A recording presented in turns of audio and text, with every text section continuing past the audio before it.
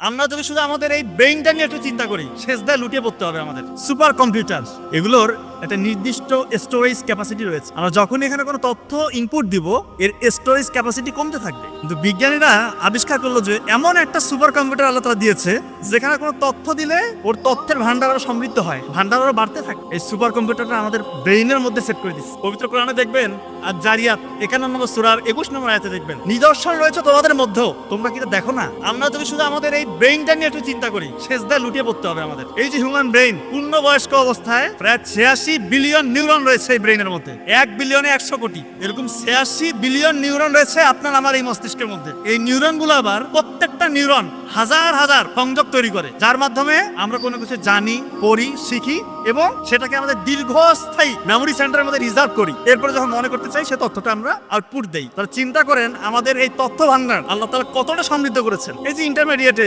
কয়টা বই, medical admission দিবেন, অনেকে বুয়েটে পরীক্ষা দিবেন, ঢাকা ইউনিভার্সিটি দিবেন, বা আরো বড় বড় পরীক্ষা দিবেন, কয়টা বই আপনি চাইলে সবগুলো এখানে স্টোর করতে পারবেন, মেমোরাইজও করতে পারবেন। সুযোগ মতো, সময় মতো আপনি চাইলে এটা আউটপুট দিতে পারবেন। কিন্তু সমস্যা হচ্ছে আমরা অনেকে ভুলে যাই, আবার অনেকে খুব সহজে মনে করতে পারি। একই পড়া দেখা যাচ্ছে একজন সুন্দর মতো পড়ছে, তার সময় মতো সেটাকে বের করছে, সুন্দর মতো ডেলিভারি দিচ্ছে, আর একজন ভুলে যাচ্ছে। এর কারণটা হচ্ছে তথ্য যেটা আমরা পড়ছি সেটা স্টোর করার যে প্রসেস, এই প্রসেসের মধ্যে একটা বড় ধরনের গ্যাঞ্জাম রয়েছে।